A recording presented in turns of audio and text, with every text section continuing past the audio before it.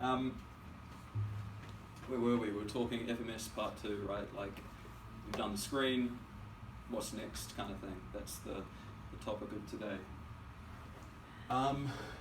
Who wants to tell me some of our corrective priorities? So you've run your screen, right? You've taken someone through their initial assessment, you've run your FMS, you're going into programming mode, and you're thinking, how do I prioritize what I've screened so far? We've got 2 categories of priority here. We've got scoring priority, and then we've got movement development priority, or how we prioritize each of the movements involved in the screen. So numbers wise, JJ, can you run me through what we prioritize? So the zeros are referred to the position. For sure. Asymmetrical ones, top priority. Yep. So a 1-2 or a 1-3, either of those would be top priority. Yep. Symmetrical ones, second. Yep. And the 2s and 3s. Not as important, right? Like there will be 2-3 asymmetries which take priority over 2s, right? A 2-3 asymmetry takes priority over a 2. But in our grading system, these all are deemed proficient. And so while we might address them, we're not going to be sort of flagging those as a top priority. The main thing is those lower scores. Yeah, perfect. Cool. Who wants to tackle movement priority for me? What do we look at first? Huh? Shoulder mobility. Yeah, you could look at shoulder mobility first. Probably stability first, or instability, and then mobility. No? Wrong. Mobility first. Yeah, ASLR. Yeah, either of those 2, right? Is there a particular reason why you chose shoulder mobility and not just mobility, Trev? No.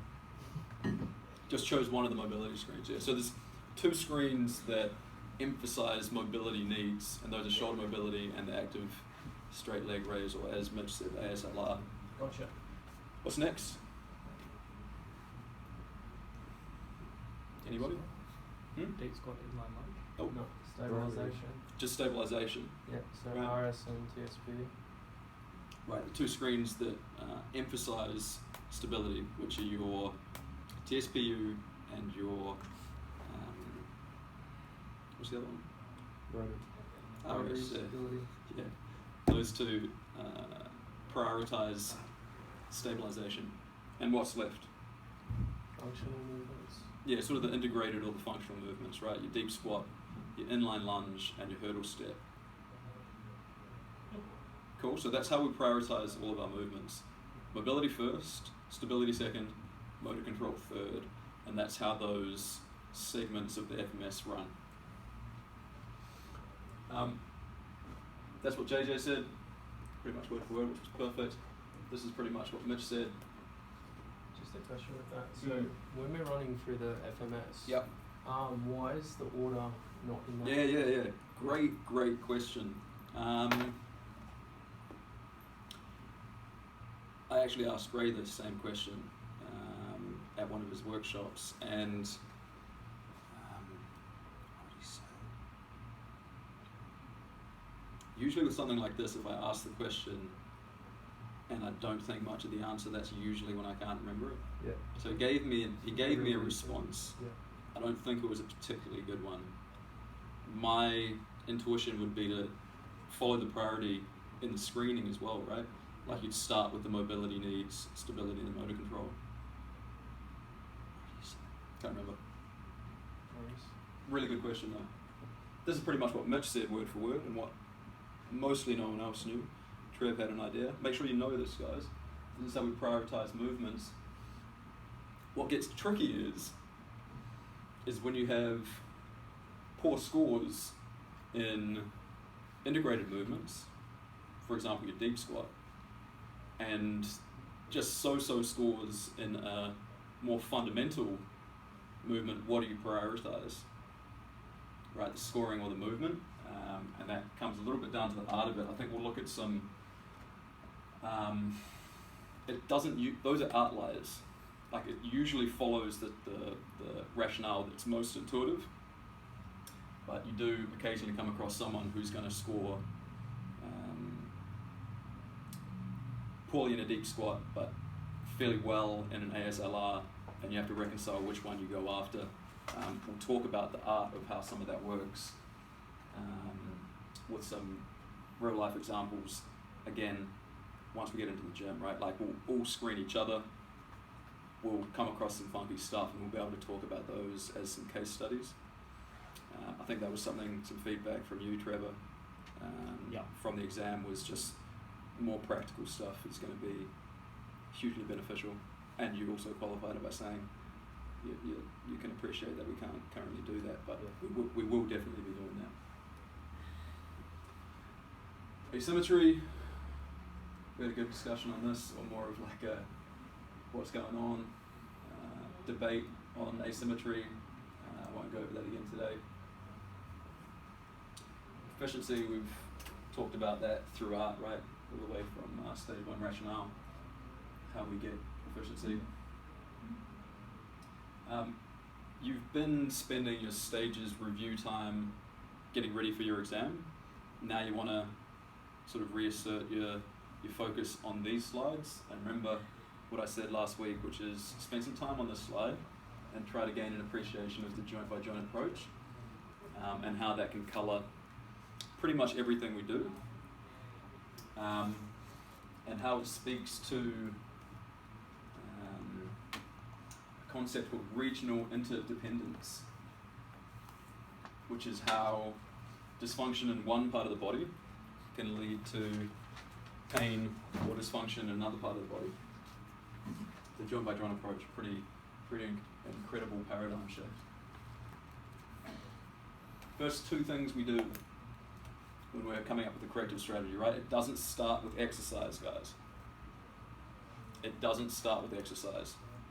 It starts with looking for the lowest hanging fruit, looking for the parts of their lifestyle that we can change, that are going to have an impact on their physical health. We call it removing the noxious stimuli. Then breathing. We talked about the way we address breathing. The main thing we do is we just bring their awareness to it, right? Like we make them aware of potentially faulty breathing or the importance of breathing, and that has a positive impact on their breathing. And then we also have a few little drills that we use for breathing as well, 90-90 breathing and crocodile breathing, which we spoke about last week. Remember, crocodile breathing is where you have them laying prone on their stomach with their hands here, and they're getting tactile feedback on their rib cage to give them an idea of where they breathe and how they can make that more balanced. And then 90-90 breathing is that position that the human body likes to be in to relax. That's with hips and knees at 90 degrees, laying on your back, and then usually just hands on rib cage to get, again, a bit of tactile feedback on the rib cage, and having them going through some breathing drills. We'll talk a little bit more. There's a little bit of a nuance to the way that you coach breathing, and we'll talk about that again when we're at Tempest and we're actually going through some of these breathing drills. Something called box breathing, you can Google if you like. It's essentially just giving them a mental image of a box and say they follow the up side of the left hand side of the box for 2 seconds on an inhale. They hold their breath for 2 seconds across the top of the box. They exhale as they come down the other side, and then they hold as they come back up, and then inhale, exhale, exhale. It's just a good visual cue that I use to get someone into some sort of more conscious breathing. Again, I'm not going to test you on that stuff, but that's something that we'll look at when we specifically talk about breathing. This is kind of the really high level rationale for how we design corrective programs, right? We inhibit overactive muscle groups, we activate underactive muscle groups, and then we integrate the two. And this follows into how we prioritize our FMS as well, in terms of mobility coming first, then stability, which is somewhat related to activation, and then integration is that, trying to bring that all together in sort of motor control sense in an integrated movement. That's what it looks like with some examples of what fall under those umbrellas, right? We've got our breathing drills as a precursor to everything, along with removing of noxious stimuli. Inhibition is essentially soft tissue massage, stretching. Activation and motor control, I've kind of bunched together there because they form sort of the last portion of our warm-up.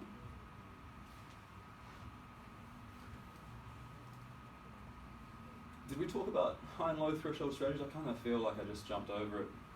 I think there is this question or two in the exam about high and low threshold strategies. Do you guys know what that is? Did I talk about that? I don't think so. Not really, I just jumped over it. Okay, well here you go. A low threshold strategy is the use of a local deep muscle to stabilize and provide reflexive postural control. A high threshold strategy is where maybe the muscles of posture, the local muscles of posture have become dysfunctional, and you start pulling on a prime mover or a different muscle from a different complex to do that same job. And an example of this is where we're supposed to have a decent little bit of tone in our deep cervical flexors, which are kind of positioned right in here. And when we lose that, we start pulling from our SCM as a postural muscle, and that has impacts on your posture. Kind of pulls you into cervical flexion with AO extension, which is that kind of protracted look that so many people have when they're working at the computer. There's other examples of that as well. I'd encourage you just to have a think about that, like some examples of where people are using a high threshold strategy to do a low threshold job. Probably a more practical way of thinking about that in a less technical sense is just when you're working with someone who tends to kind of muscle all their movements. I mentioned this when Trev was doing his movement screen. He was moving fairly well. You'll see this more in strong people who maybe have mobility restrictions, is they'll be able to muscle their way through movements. That's using a high threshold strategy to do a low threshold job. So that might be an easier way to think about it. Sorry, just going back on that, is that more like a movement? So say somebody, instead of using hip extension, they'll muscle clean. Like if they're doing a clean, they'll, instead of doing the full hip extension, they'll muscle clean it and bicep curl. Yeah, it's a very closely related idea. Yeah? Yeah, but not quite the same. That's, I'd have to have a think about the mechanics of that. But yeah, really similar strategy and a similar concept. Yep. Anyone else? This isn't a really important slide, guys. It's just something to keep in mind, because you will catch people doing this if you're aware of what this is, and it can take weeks, if not months, out of how long you take to address someone's dysfunction if you know what you're seeing. Breathing's pretty common one with that I found, particularly like in high, like executive, where upper traps SCMs basically perform the breathing as opposed to being a more diaphragmatic. Yeah, absolutely. Impact. So the breathing kind of up in the, with the chest with elevation. Yeah. Nothing wrong with breathing in the chest as long as you have 360 degrees of expansion. When it's all coming from elevation, that's problematic. That's a really good example of a high threshold strategy to breathing being taken to breathing, which should inherently be low threshold, right? It needs to be, because we need to be able to do that all day. Yeah, cool. RNT, reactive neuromuscular training, something we use a lot in our corrective strategies, starting with the ASLR. This is a concept that I think most of you got. Despite that, in the exam, Giannis and Matt both got a question about RNT wrong because they didn't have their force vectors correct. Can't remember what I was asking, but it was something along the lines of, basically, here's the movement they're doing, how would you perform R&T to facilitate their corrective strategy. And you need to be able to think about, well, where are you placing the power bands to implement R&T. And if you just remember, you're always feeding the dysfunction, right? So if someone has valgus collapse, which is that collapsing inwards of the knees, then we want a band that facilitates valgus collapse so that they have more feedback and they can push out against it, right? Or if someone falls forward, we want a band like this pulling him forward so that he has to reflexively switch on his posterior chain and use that to stay more upright. That's how R&T works. Does that make sense to everybody? Everyone's got a decent grasp on what R&T is? Yeah? Matt, you good? Yeah, good.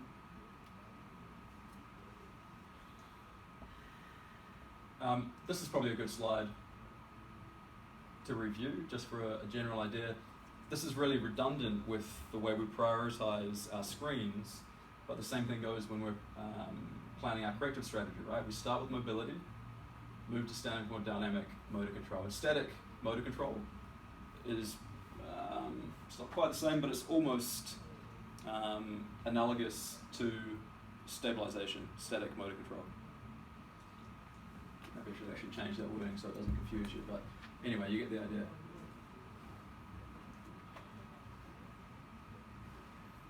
These two drills, not super important for right now, but when we get into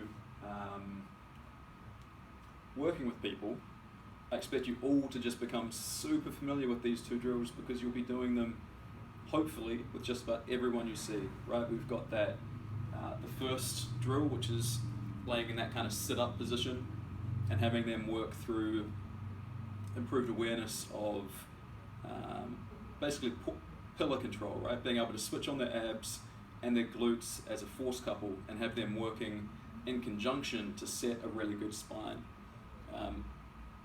I used Jess as an example when we were going through the FMS of someone that had a good, just inherent understanding of how to set up in a quadruped, which is the second drill, with good activity through the cervical flexors, had good stable and active shoulder blades, and a neutral lumbar spine. And that's what these two drills are designed to do. Okay, the ASLR. So you've taken someone through their FMS. They score a 1 on their ASLR. What do you do first? It's obviously a priority, right? Because they both scored a 1, which is a priority, and it's one of our fundamental movements. It takes top priority over everything else, is the ASLR. What's the first thing you do? A toe touch. Yeah, because we want to separate whether this is a motor control problem or whether this is actually what we usually assume it is, which is a tissue extensibility problem or a mobility problem. When I say tissue extensibility, what I mean is basically the ability of a muscle to stretch.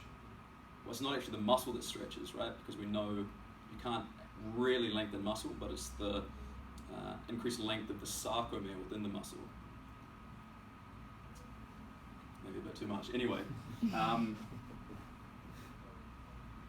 yeah, that's where we start, right? As soon as you do your ASLR, you get them up, you ask them to do a toe touch. What if they can touch their toes? Right, motor control problem. We've essentially ruled out a posterior chain flexibility problem, and we've ruled in a motor control problem. Cool. Breathing is almost always a breakout for your screens as well. If someone's got really shitty breathing mechanics, that could break down any of their 7 movement screens. Any of them could be wrecked. So you also want to check their breathing. So everyone gets breathing as part of their sort of clearing, I guess. This is important, guys, and again, we'll get into this more when we go into programming. But these are contraindicated movements. Contraindicated means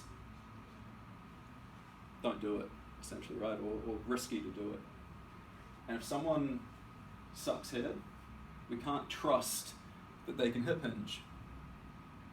right? Generally, if someone sucks here, they've built up a habit of when they flex at the hip, if they need to pick something up, they'll make up for the fact that they can't flex their hip with a straight leg by flexing through their spine,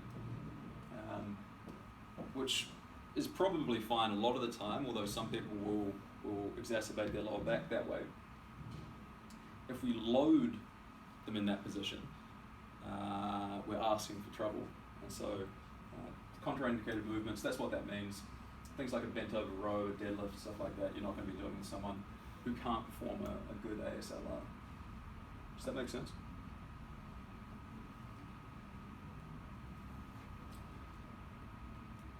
Mobility correctives. So taking the example that we already started with, which is someone who scores a 1 on their ASLR but has a toe touch, where are you going to be pulling your correctives from? You're going to be pulling them from your mobility toolbox or your stability and motor control toolbox.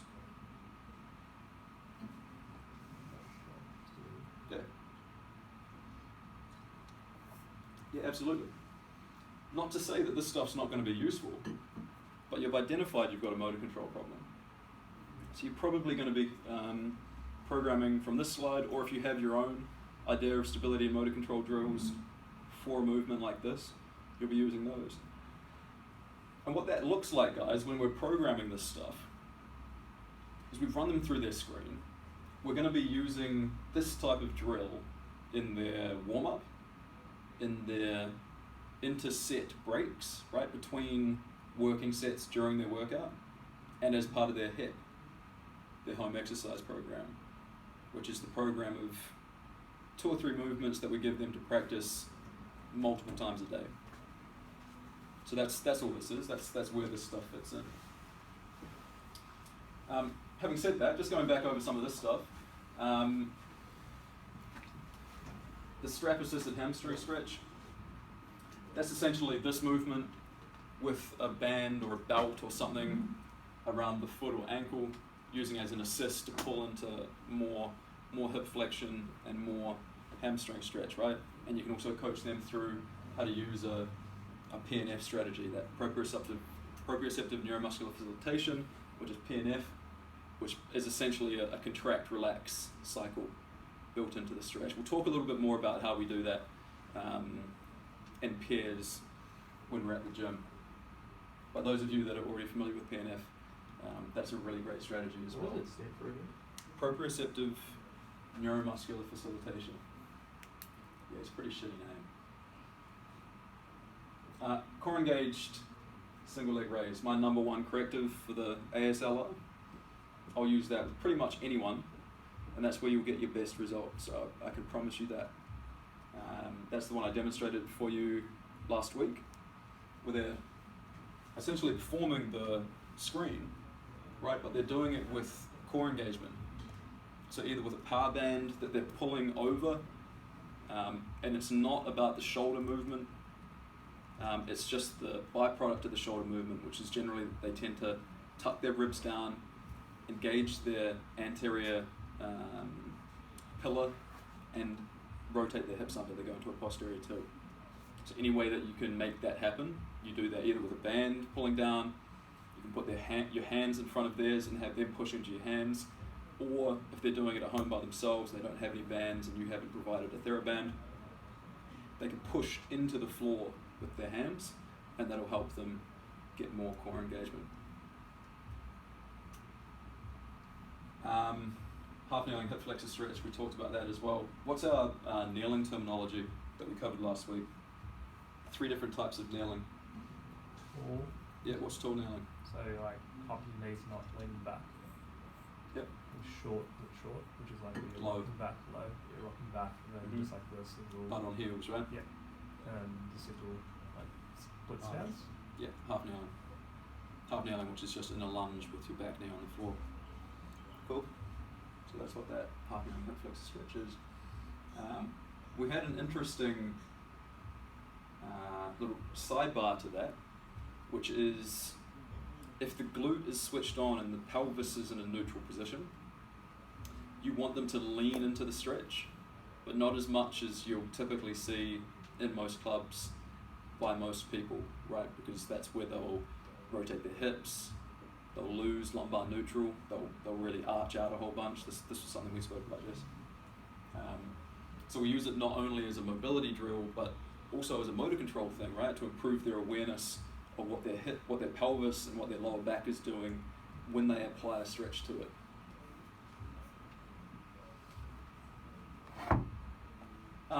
We spoke about bridge types, didn't we? Valgus R&T, that's just that band around the knees. A straight-legged single leg bridge, which does what again? Why would we use that? Trev? It's a straight leg bridge.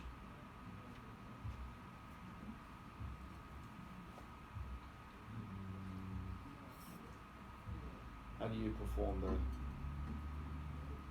How do you perform it? Yeah. That's laying on the floor, you'll have the working leg slightly elevated, and you'll just be lifting up. Oh, that one. Okay. Using hip drive with a straight leg. Okay. That's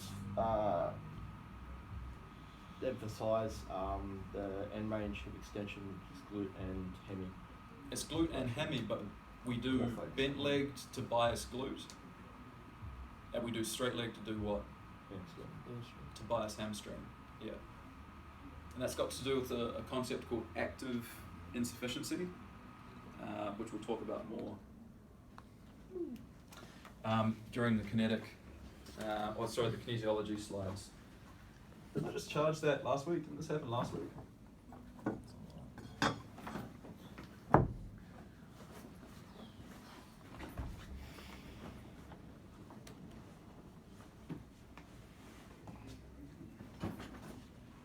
Okay.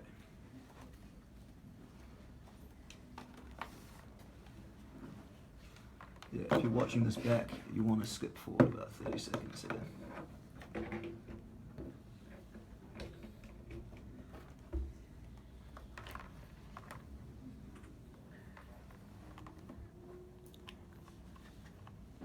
This plug also fits into the audio plug on the back. And for a couple of lectures, I kept plugging it into the audio plug and it would turn on for a few seconds, it would turn back off. I was like, what, the charge is broken, what's going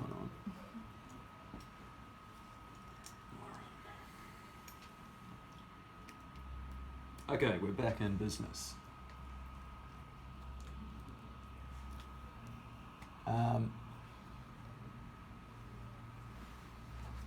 Yeah, that cool lumbar lock bridge that we spoke about last week, that you guys seem to see good use for. That's where you pull a knee up to the chest, right, to lock them out of lumbar extension. It means they can't compensate with their spine, and it's also a great teaching tool to show people how limited they are through hip extension. Half kneeling dowel rotation. That's down in half kneeling with a dowel either on the back or on the front, and you base that on what type of posture that person has. If they tend to be sort of locked forward into flexion, you put it on their back. If they're living in extension, then you put them either in a front squat or a sort of pseudo front squat position like this. Chop lift. That's this stuff, right? This diagonal pattern, also called PNF in the US at least. And I think this is where we left off. Is that right? Last week? With just some of this dynamic hip hingy stuff that you do with them once they can do this other stuff well. And it's pretty much kettlebell deadlift, single leg deadlift. Went over that very wordy toe touch, butt tap, adductor contraction exercise as well. I should really figure out what that's called, so that we can use that there. But anyway. At least it's descriptive. Can I ask, what are some other practices to get someone out of extension? Child's pose is probably the best way to get someone out of extension. Performed a lot, like up to 8 times a day, as well as just being aware of that and trying not to be in extension so much. You'll see it far, far, far more in females than men. And it's because generally being locked in extension gives your butt the appearance of being perkier and bigger, and gives you the appearance of having a straighter back. So you also have to address the sort of physique wants as well.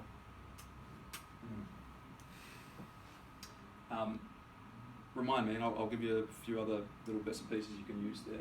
It's super common, guys, people being locked in extension. So it's a great question, and it's a good thing to try to sort of focus in on and make a point of emphasis, because you'll see a lot of people locked in extension who have sore lower backs and or anterior hip pain.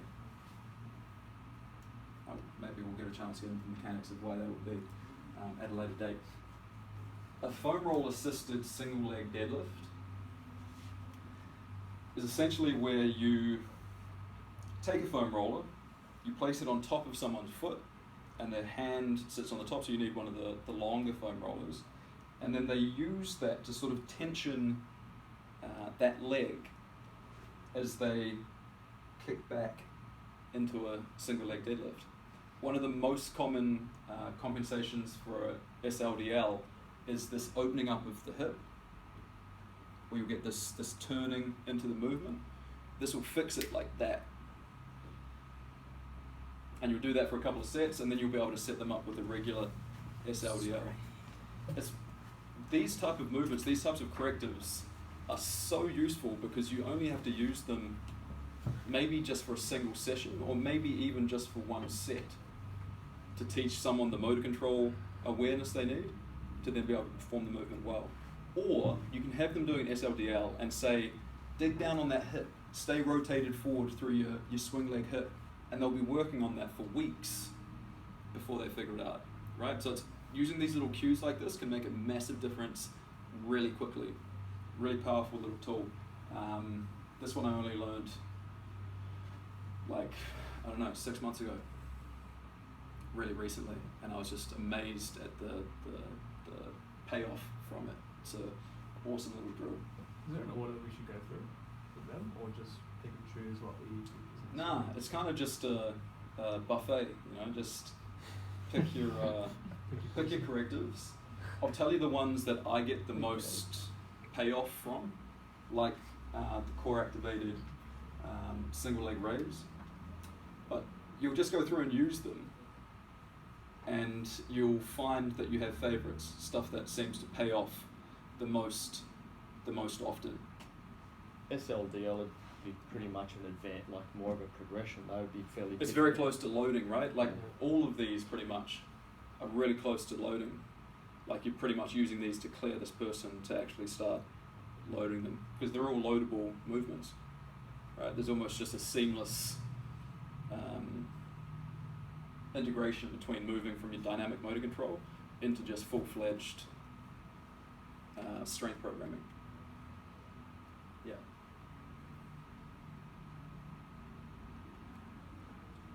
Shoulder mobility, probably one of my favorite topics to talk about, because so many people go about shoulder mobility poorly. Shoulder mobility in the vast majority of the population with shoulder restrictions is about having good scapular stability and thoracic mobility. It's not the shoulder's fault that it's tight most of the time. This is that regional interdependence or that joint by joint approach paradigm that I keep harping on about. When someone comes to you with shoulder pain, most of the time it's not the shoulder that's the problem. And they can be really tricky. Like people with shoulder pain, they can take a long time to get right. And a lot of that comes back to the removing noxious stimuli, right? Because if someone has shoulder impingement, a lot of the time that's because they sit with hunched shoulders, and people are doing that all day. So to address that, you either need them to stop sitting all day, which a lot of people can't or won't do, or you need to have some damn effective correctives to be able to overcome that kind of noxious stimuli.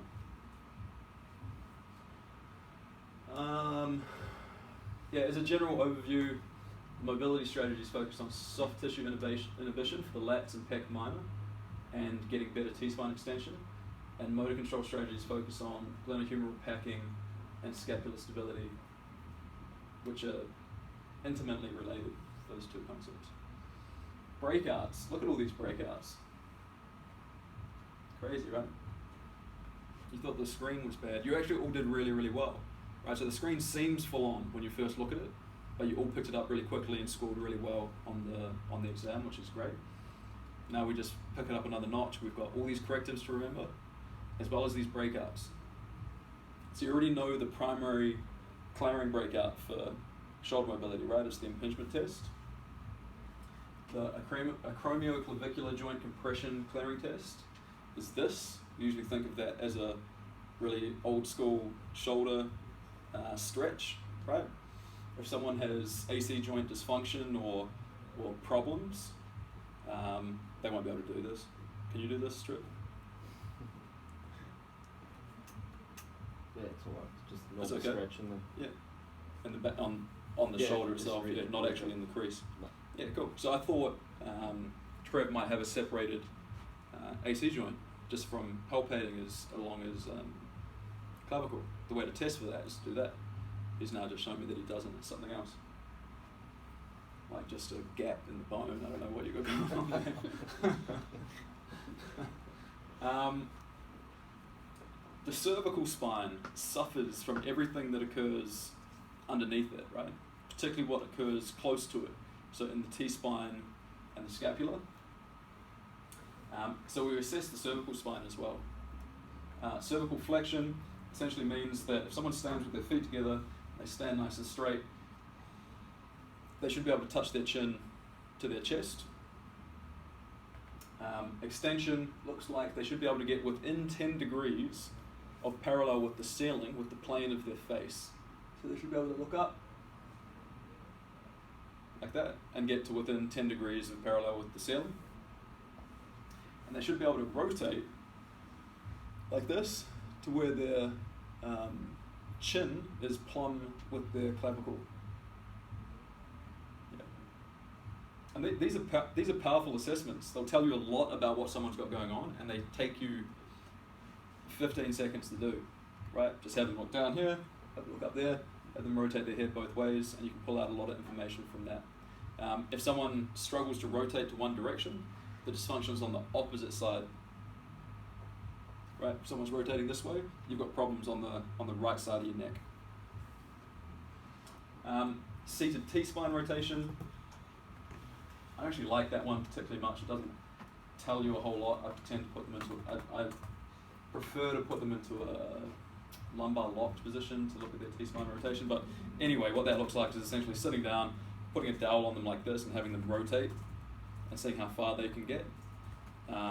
The lumbar spine should be able to get about 20 degrees of rotation.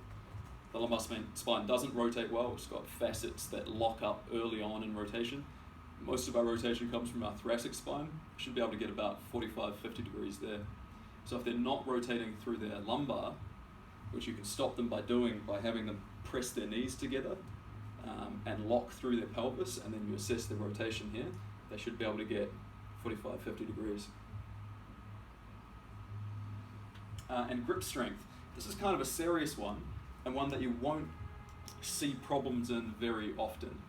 This is essentially, you put your fingers out like this, they grip your fingers with both hands, and you ask them to squeeze as hard as they can.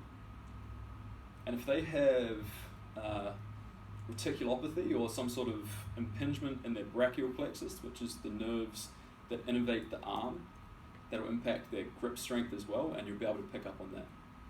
Right, so when you assess grip strength, you're essentially assessing for cervical nerve impingement, and that's a serious thing. You don't address that.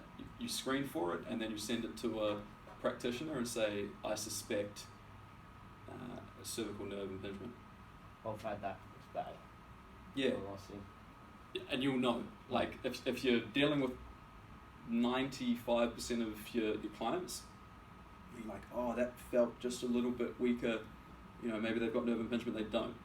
You'll know about it. Like there'll be a significant change in their ability to grip your hands. We also assess it overhead, because this closes off a lot of the space for the nerves that travel through the armpit and into the arm. You take them up overhead and you assess their grip strength there as well. So what this looks like is I say, Mitch, grab onto my fingers with your hands, squeeze as hard as you can. Mitch doesn't have any impingement there. Then I say, Mitch, flip your hands around and just bring your hands up overhead. Yep, like that. And squeeze as hard as you can. Mitch hasn't got any problems. That's what that looks like. Cool, so basically when someone's locked up in their shoulder mobility, we want to rule out a lot of other stuff like joint dysfunctions, regional interdependence involving the cervical spine, just with these simple tests, right? Chin to chest, you have to make sure that they have their mouth closed. None of that stuff, right? And also when they go up the other way. Rotation, making sure that they can get their shoulder to plumb with their clavicle. And then you look at their thoracic rotation and their grip strength as well. Does that make sense? Yeah, more breakouts for shoulder mobility than just about anything else, I think, at least in the FMS. They can't do overhead pressing. That should make sense, right? If they're super locked up in their shoulders, you get them overhead pressing, you're almost bound to do some damage to their rotator cuff. 90-90 in crocodile breathing, removing noxious stimuli, that almost goes without saying. That comes first. Soft tissue work, foam roller, T-spine, posterior axilla. Axilla is your armpit, kind of. We're getting into the lat tendinous insertion here, right? So your lat, can I use you real quick, Damien? Yep. Just face that way for me. Your lat starts here as a really broad insertion into the sacrum, posterior iliac crest, thoracolumbar fascia. There's kind of a fascial connection for the lats here. It's super broad, massive muscle. They come up here. Can't remember the percentage. What is it? Some percentage of people have 20%, I think. Is it 20?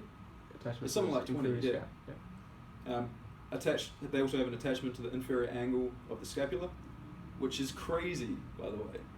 When I found that out, I was like, man, that's why that's happening. I thought man was created equal. Yeah, but they're not. We've got all this variance. So the lats don't attach to the scap, right? They attach out here on the humerus, in the bicipital groove or the interdibicular sulcus, they're the same thing, of the humerus. So they just act on the shoulder, right? Because they just cross the shoulder joint.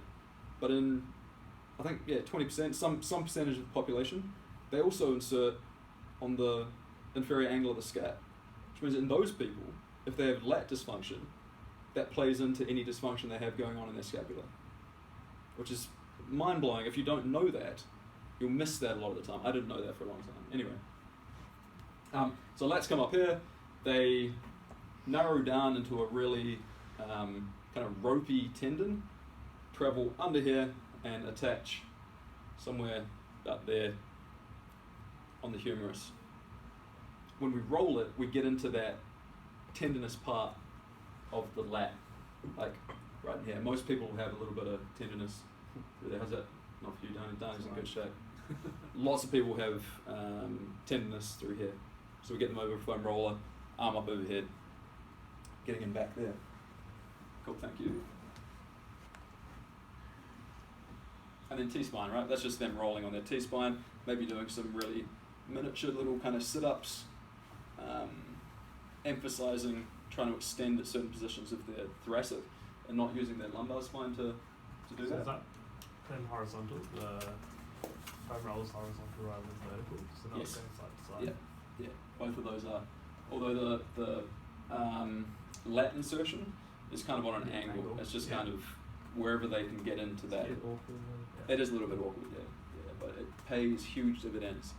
If you do a before and after test of shoulder flexion for someone who's got tight lats, after you roll that, they'll be able to get way up there.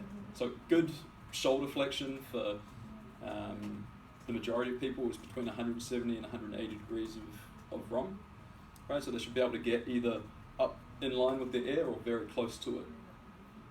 they should be able to do that without flaring the ribs, right? We're always looking at the ribs. If someone's lats don't do connect to their scapula, does that change training at all, or does it? No, not for us. It doesn't. No. It does, but it doesn't. We do soft just the same. Clinically, it does change things. Yeah, particularly massage, for example, changes things. I was just going to say something with the shoulder. If you're doing soft tissue work, I'd probably add sub-scap into it as well, because that's probably where a lot of issues with people's instabilities derive from. And how would you get in there? If you're not palpating on them yourself, you can probably get them to get a dowel.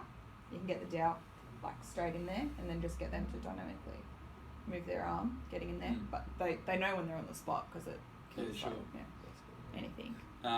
The reason it's not in there is because we're not licensed to get in with our hands into such. There's neurovascular bundles that run through the axilla that you need to be a trained clinician to deal with. So we're not doing that stuff. If you want to go the route of maybe a dowel in behind there, go ahead. It's tough. It's tough to get in there. You have to know how to position the arm. And one of the easiest ways is to position in horizontal abduction and flexion, and then have them come across with your fingers in under their scapula, but we're not doing that. Right? Another super important place for soft tissue work, and Matt can attest to this, is the coracoid process. Really, really important. That's just kind of right alongside your anterior head of your delt, directly inferior to the clavicle. There's a little notch there. Everyone want to just kind of feel that with your thumb? Trev, you might want to go easy, mate. Yeah. Go easy on yourself. You should be able to feel kind of a hard lump. That's your coracoid process. If you press on it, for most of us, it's a little bit tender. You guys found that? Looks like you're on it, Jess. Yeah. Not quite. It's more. Oh no, you were on it. That's it right there. Yeah. Got it. Yeah, that's your coracoid process. Tender? A little bit. You can get in on that with your thumb, or you can get up against a wall with a ball, or if you're feeling brave, you can get down on the floor in a pec stretch with a ball there. That feels pretty tasty. Get a dowel there as well. Yeah, it's a super great. That would. Jesus. You're sick, mate. You're sick. It's a good one, man. It works. Ribs as well. You can get a ball or a foam roller on the ribs. Lots of people have tender ribs. Not tender like tasty Texas barbecue ribs. Yeah, so that's your soft tissue work, and that makes up the majority of what you should do for shoulders. Focus on T-spine mobility. Focus on soft tissue work through the posterior side of the axilla, that lat insertion, and then also the coracoid process, soft tissue work. If you just do that for like 2 minutes with a pre and post corrective shoulder flexion test, the best way to test shoulder flexion is just to have someone stand up against a wall like this with their hands at their sides and see if they can touch the wall. If I make that look easy, it's because I've got okay shoulders. A lot of people will really struggle with that, to be able to get their hands up overhead like that. Just got to watch the lumbar when they do that. Absolutely, right? And that's why we place the feet off of the wall so that they're pushed into the wall with their lumbar. Lumbar is one thing. I actually like to look at rib positioning most people when they go overhead have a decent amount of rib flare, myself included. I'm working on it. T-spine stretching. Side-lying rib grab. The Brexel, quadruped T-spine rotation with a lumbar lock. Some pretty alien-sounding names, right? Is anyone familiar with any of those? I know you are, Trev. Matt is. I know you are, dude. He's on it. Anyone else? No. Oh man, where to start? Probably at the top. A side-lying rib grab. Like a side plank and you reach up overhead. Nah, it's not like that. That's what I was thinking. Yeah. Where's he going? Same like Pilates and stuff. Yeah. It's like this. So they're stacked up. You make sure that their knees and their hips stay stacked so that we're not getting pelvic or lumbar rotation here. You have them literally grab onto their rib cage, take a deep breath, exhale,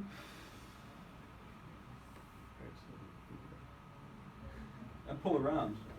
And for people that have thoracic restrictions, they won't get far unless you allow them to unstack like that. With that one, can't you have like we call them open and book stretch, so same idea but your hand Yeah. goes and you can apply pressure to their shoulder to Yeah. just like help them open up a bit more. Yeah, it's really similar to that.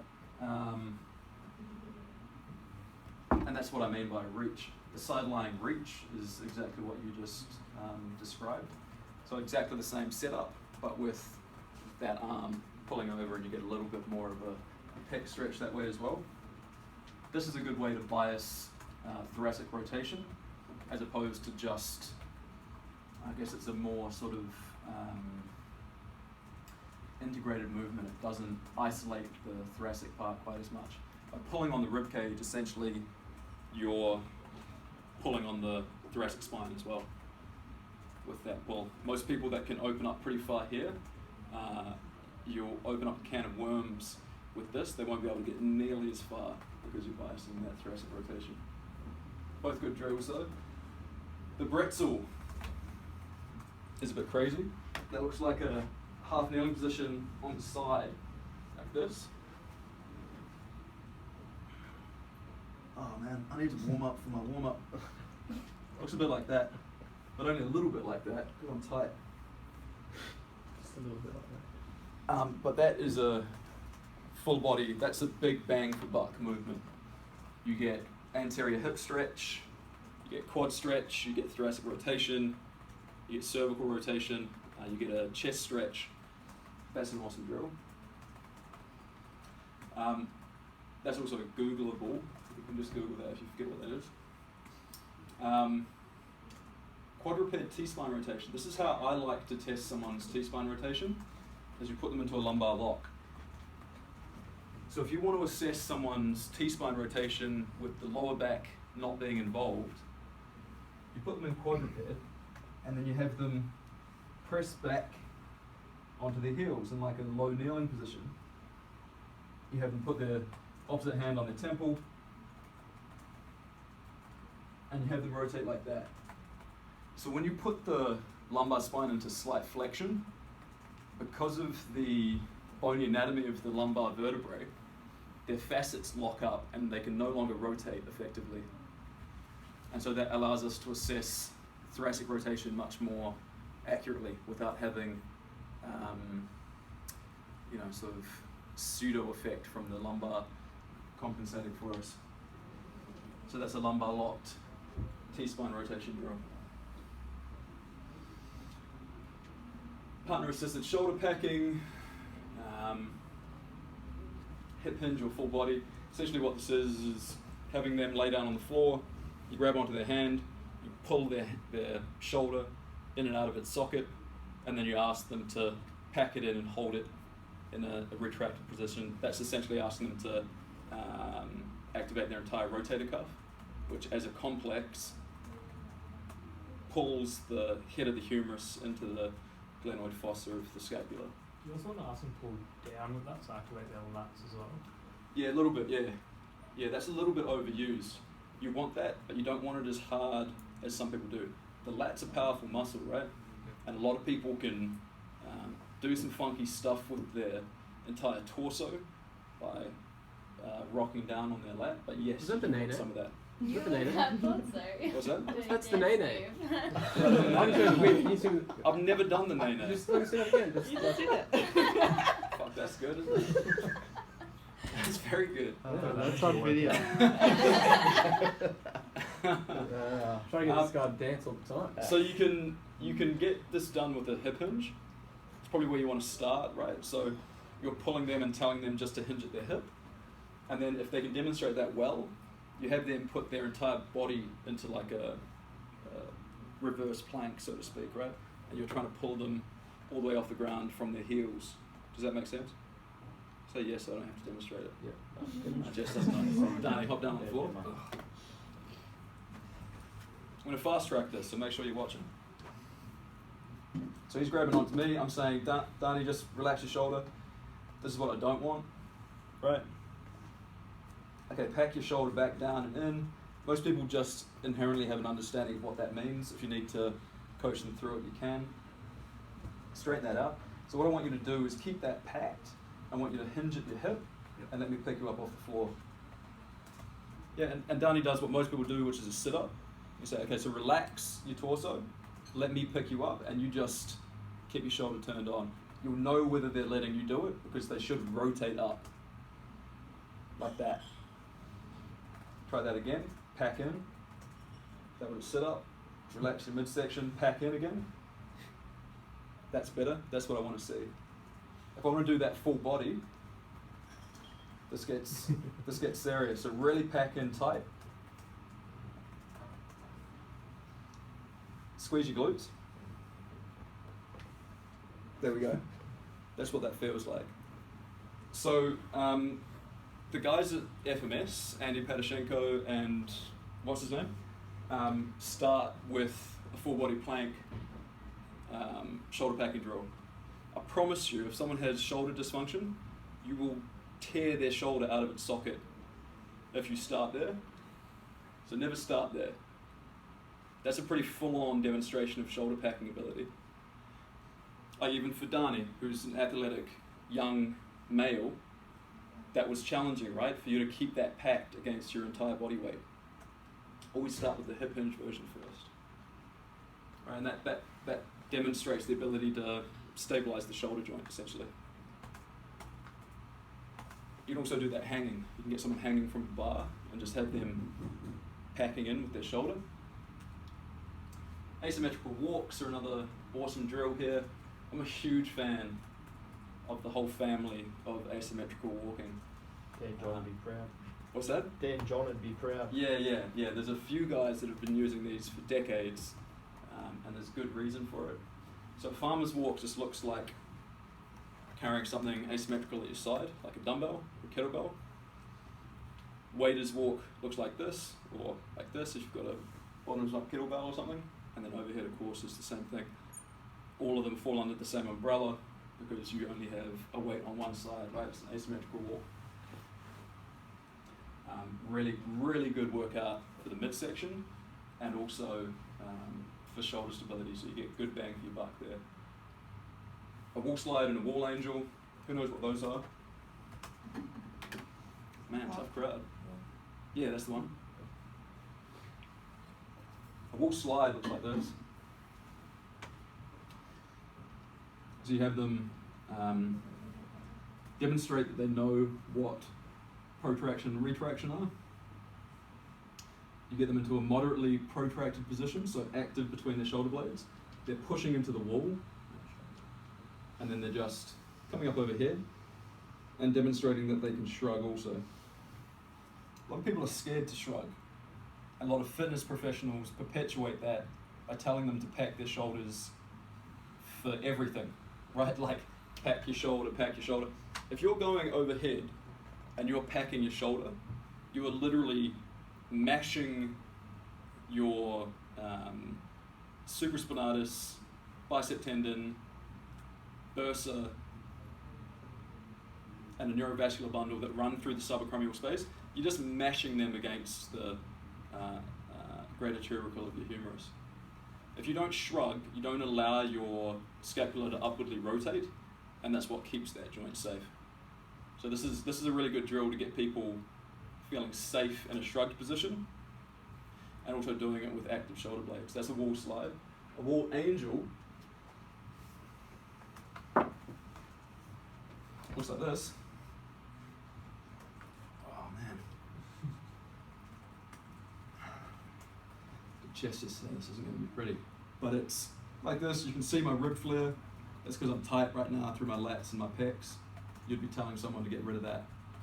And that can show up even with neutral lumbar. So a lot of people, when they coach the screen, they're looking at lumbar as kind of the be-all, end-all of whether they're in a good position. But you'll notice that I can keep my lumbar flat, but I'm still demonstrating some fairly excessive rib flare. Anyway, a wall slide looks like that. Sorry, wall angel. Wall slide was the other one. And a lot of people won't get up here, right? They won't be able to get these points of contact. There'll be something like this, and your job is going to be to try to get them to get their wrists flat. So your points of contact need to be your wrist, your elbow, your shoulder, and then your entire back neutral on the wall. A lot of people, particularly guys, will really struggle with that. Another really, really good drill for improving thoracic extension as well as shoulder mobility. Get up. If you don't know what a get up is, go home and watch what a get up is. It may be the best exercise in the world. I saw someone doing a get up the other day with a person. That's impressive, right? That's insane. She was small, but she was in the fetal position. Yeah, fully wrapped up, right? Yeah. It was very impressive. Super impressive. Yeah, it's not just the weight, but the ungainly shape. Mm. Get ups, yeah. Figure out what they are. Turkish get ups often called. Yeah. You might know them as that. And also check out an arm bar, which is a regression of a get up. Prone holds, that means plank or some iteration of a plank. And then of course push-ups. Push-ups, they're making a bit of a resurgence now, but they've been in my programming my entire career. There's not many pushing exercises better than a push-up for demonstrating sort of foundational pushing strength with the shoulders in a relatively safe position. We talked about this when we were screening. Not many people get a perfect 3 on their RS. Most people try to muscle their way through the movement. The people that don't are usually the people that score 3s. So this is a really good example of a drill that's incredibly hard, and you intuitively try to muscle your way into a stable position. You have to be more relaxed in order to get through the RS. Practice of the pattern itself is often the best corrective. So literally just doing kickbacks. Maybe you take the arm out and you just focus on a really stable and balanced kickback position. That's a big one. Disassociation, that means stopping using lumbar extension in place of active hip extension. Mobility strategies focus on breathing, T-spine, pelvic positioning. Motor control focus on something called rolling, which we'll get into another day. Rolling is a whole other topic. You can take workshops on rolling. Rotary sequencing and transverse frontal plane stability. We'll talk about your planes at a later date, but remember transverse essentially rotating and frontal plane is side bending when we're talking about your spine. Breakout's pretty simple. We've got your flexion clearing test, which you're already aware of is one of your clearing tests, called posterior rocking, and you've got rolling, both upper and lower quadrants of rolling are also a really good breakout for your RS. Soft tissue work, T-spine, erectors, QL, it's back here. Hip flexors, good things to work on with your soft tissue strategies. Posterior chain, mobility stuff, a T-spine rotation with a rib grab, you've already seen it. A core engaged single leg raise, you've already seen it. So you see as we move through the screen guys, you get less correctives and a lot of them are redundancies from screens you've already seen.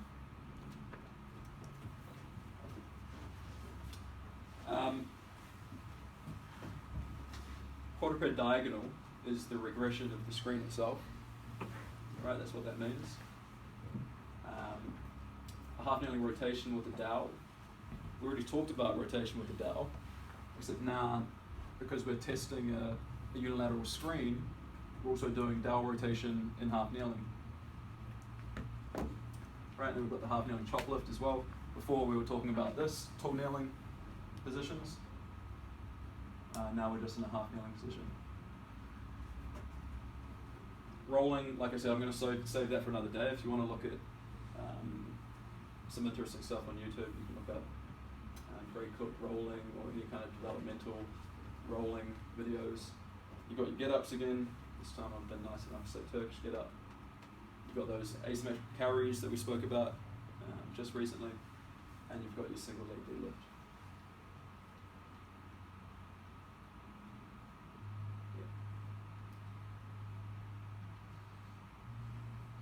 Trunk stability push-up. We spoke about this already as well, this upper body strength problem.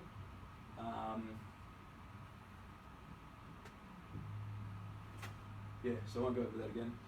Mobility strategies, soft tissue work for the shoulder girdle, motor control deficits, relatively easy to clear up. Just focusing on building their awareness of what their core is doing and whether they're maintaining good core contraction while they push into the floor. Strength limitations take more time because you just have to build up the strength. There's no going around that. Breakouts, you already know the extension, clearing test, the press up, and breathing, of course, also important. We've gone over how you can roll your lat insertion, how you can use a ball to get into your core process. Hip flexor tightness is sometimes a problem with the TSPU. Which is interesting, right? But if you think about it, if someone's collapsing through their lower back, that can also stem from them being too tight here to get into a good hip extended position. Those kind of go hand in hand. So you may want to have a look at their hip flexors. Motor control, an assisted push-up. This works quite well. You essentially just get a power band, you hold it from above them, or attached to something above them, and it's just around their hips, and that helps them get up. But it also helps them with their positioning. It keeps their hips slightly higher. You don't want someone in a completely hip extended push-up. See this guy, he's in a tiny little bit of hip flexion, right? He's neutral here, but he's slightly flexed to his hip. That's a pretty ideal push-up position to be in. Prone hold, there all your plank stuff again, tall kneeling, chop lift, halo. Basically, if you're dealing with a unilateral pattern, half kneeling gives you the best benefit when you're doing your core work, right? Like if you've got inline lunge, motor control problems, you're going to be doing half kneeling corrective strategies. If you've got deep squat or TSPU motor control problems, chances are you're going to be in a tall kneeling position for all your core work.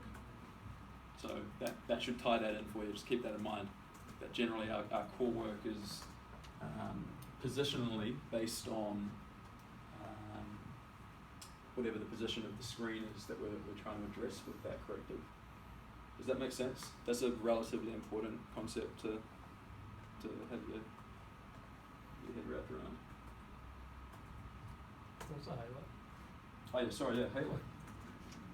That's new. What are we doing, tall kneeling? Tall kneeling halo is essentially taking some object up and around your head like this. There's some nuance to the way that you coach it. As usual, you're going to want them to keep their ribs down, and that'll help them be more active and engaged through here. And you also use it to test their shoulder mobility by making the ring as tight as you can to their head.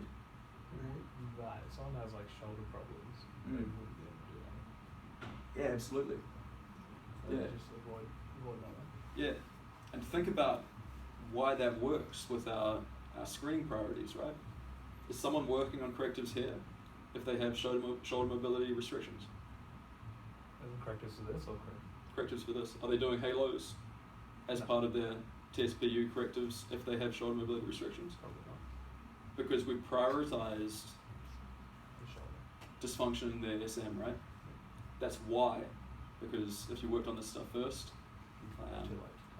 yeah, or you'd get to this and you'd be like, oh, he's got shoulder mobility restrictions. I need to go back and address the shoulder. You'd come to it by doing this, but we just know that, and so you just start with it in the first place. There's nothing else new there. If you see anything that we haven't already covered, or that you're still not familiar with, just shout it out like that so I can go over it. Basically what I'm saying here is the inline lunge, a bit too complicated to explain. There's a whole heap of stuff going on here. We use it to assess double support, or sort of the major function of stance phase of your gait cycle. The dowel placement adds a shoulder girdle mobility element to the pattern and discourages compensatory trunk movement. Mobility strategies focus on hip extension for the back leg, right? They need to be able to get into a fully extended hip position, and ankle dorsiflexion, mainly on the front foot. I also like to spend a decent amount of time looking at the hallux, or the big toe, because if it's restricted back here, they'll be wobbling all over the place. And most people will try to find out why through looking at the hip or the front foot. But if you've got big toe mobility problems on the back foot, your balance will be severely compromised. I worked with a construction worker who wore steel cap boots most of the time, and something that he just did daily a lot was kick bricks. And even though he had protective footwear on, that had done a massive amount of damage to his metatarsal phalangeal joint, which is that kind of your big joint of your big toe. And so he literally had almost no extension through his big toe, and he couldn't balance on one leg. This guy was like 20 years old. We cleaned that up, and his balance came right. So just something else to keep in mind is big toe mobility is incredibly important for your balance. Something that a lot of people miss out. Thomas test. You know what a Thomas test is, you better. I don't. Maybe if you describe it. That concerns me. It's a different name. No, it's not a different name. This is essentially where you have someone. Watch my boardroom, mate. Yeah, I'm not going to do it. I just can't. But essentially, you'd have them position themselves onto some sort of bench, or this works really well on a massage table, and then you'll have them pull a knee up to their chest, and then they'll just rock back to laying down, and essentially you look at where this straight leg falls, like where that ends up. We'll go over this because this is again a 10-second screen that tells you a multitude of things about what's going on with their hip. Essentially, it just tells you mostly about the anterior hip, right? If it's tight, this leg won't fall into full extension. If the knee extends on the leg that you're testing, that tells you that you have a rectus femoris problem, which is one of your hip flexors, right? It's one of the quad group that passes the hip, that's also a hip flexor. If it doesn't extend, it tells you that you have an iliopsoas problem. If it drags out to the side, like that, that tells you that you have a TFL,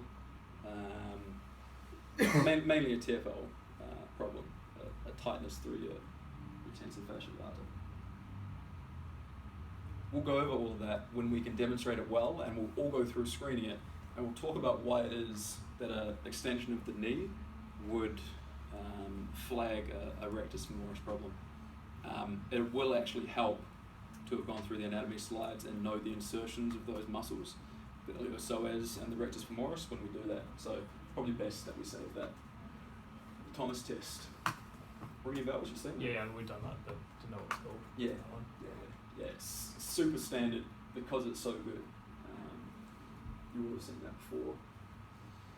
Full body, mainly full lower body, soft tissue work for your inline lunge. Ankle rocking. Have we done ankle rocking? Some of the weekend. That's good. Yeah. Oh, you did too. You're standing next to me. Yeah, we did. It's nothing dodgy. That was at a like full-on professional seminar. You guys. Ankle rocking. Essentially, what this is looks like this. Yeah, maybe that's what I'm thinking about. I'm thinking about when we were doing it in the seminar. So essentially, this is a way of testing active ankle dorsiflexion, and a good eyeball test for dorsiflexion is that they'll be able to get a width of their hand between the wall and their toes. And they should keep their heel on the floor, right? A lot of people will want to come up on their toes if they have dorsiflexion restrictions. So you go like this. And you go, okay, can you just drive your knee over your middle toe until you hit the wall? You get a lot of people with hip rotation on that one as well, too, for Yeah. compensation. Yeah, you do. And you can keep that in your back of your mind, but you're not assessing that here. Where hip rotation can be problematic here is if it pushes them into knee valgus, because we have more range coming this way than we do that way or that way. So if they rotate, you want to keep track of that. That may be speaking to anterior hip tightness. Chances are it's just talking to their dorsiflexion restriction, and they're trying to find the path of least resistance, which is into valgus, which is a big part of the reason why people go into valgus in the first place, is because they have ankle restrictions. That's ankle rocking, both as an assessment. We have spoken about it because it's one of the things we cleared when we were going through the screen, but it's also a really good drill that we perform. Half-kneeling hip stretch, you're familiar with that, you know what the bretzel is now. To play on the name of the guy that developed it and what it looks like, which is a bit like a pretzel. Lumbar lock bridge, you're familiar with. Half kneeling position for your chop lift and your halo, you're familiar with. Split squat and SLDL, you're familiar with. Everyone good there?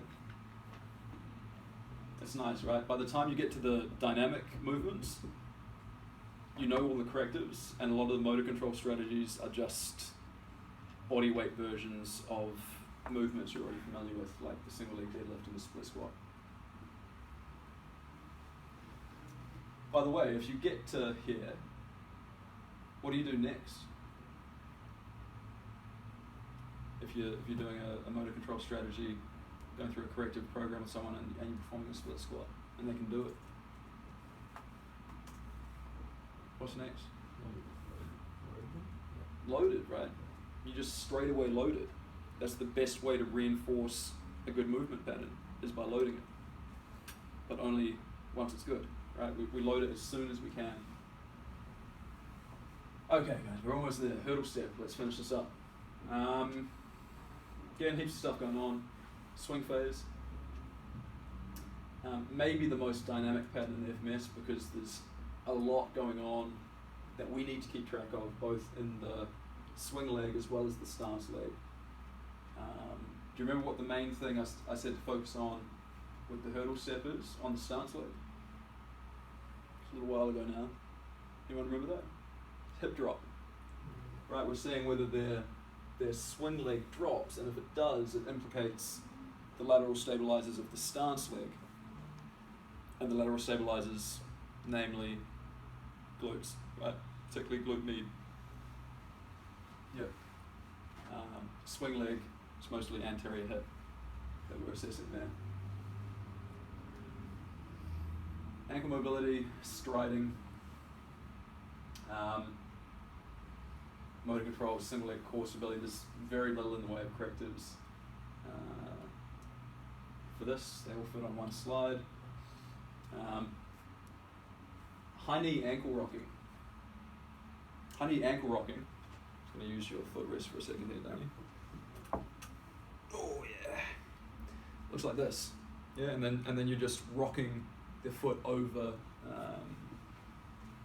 over a bench. You wouldn't have them up that high, right? You'd have a more like a regular, like bench press bench height. And you're forming that same drill as I was doing against the wall, yeah? You're doing that because a lot of people with foot drop will be clipping the hurdle. Yeah, they won't have the active dorsiflexion range of motion to keep up nice and high through that swing leg. Single leg, straight leg bridge. You can kind of see how that would apply here, right? How getting down on the floor and doing that single leg, straight leg bridge can apply to more activity through the back end of that stance leg.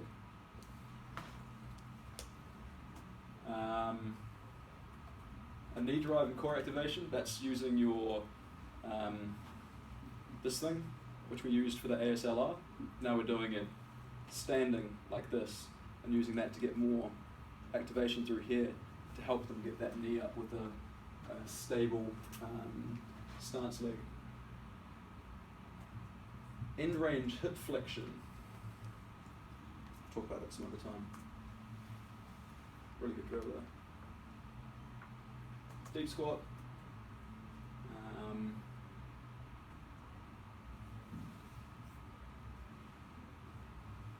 Yeah. Basically what I'm saying here is, by the time you get to the deep squat, if you've addressed everything else up to this point well, this should just happen. You should just naturally have a pretty good deep squat. If someone's got good shoulder mobility and a good ASLR, right, like good posterior chain flexibility, they generally have a pretty nice looking squat.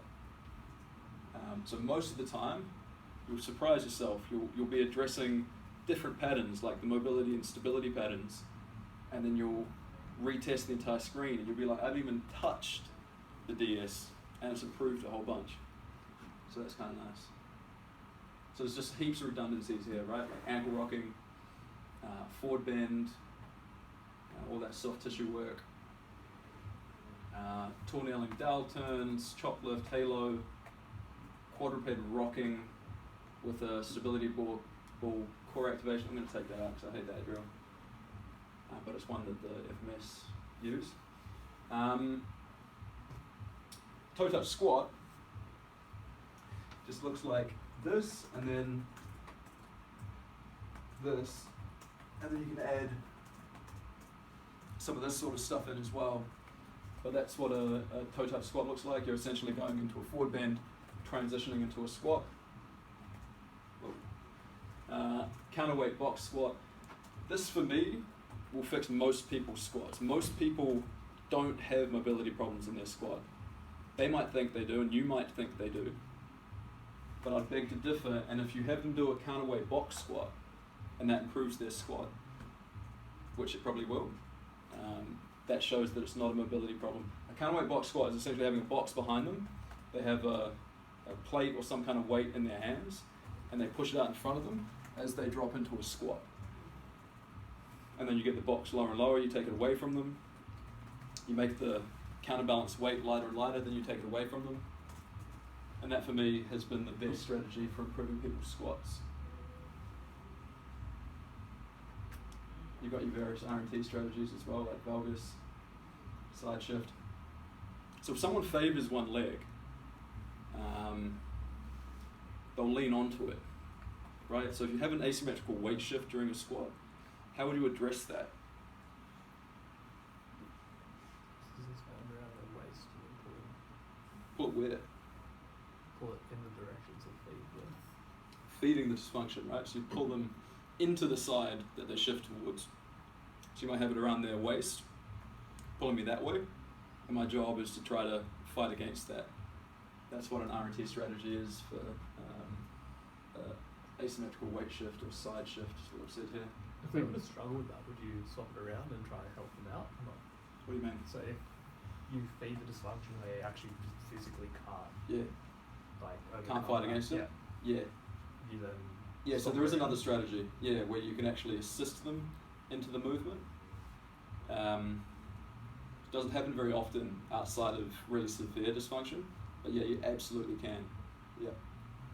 Particularly if someone's in pain, if you start unloading their limb, that becomes a more relevant strategy. So yeah, in cases of pain, we refer them out, right? But we also may continue to work with them. If we do, you might do the opposite of R&T, which is to assist them, so kind of unload their limb. Yeah, we can talk about that a little bit more, particularly for you guys that are interested in working with people with injuries. There we have it. We've done it.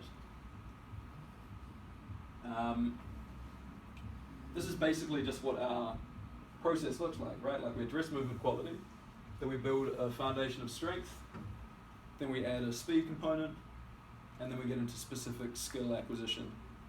That's pretty just general overview of where we're going from here. So we've just spoken about movement quality up to this point, right? We've done the stage 1 rationale, we've gone through habitual change coaching, and now we've gone through all of our screening and corrective work for movement quality. Cool.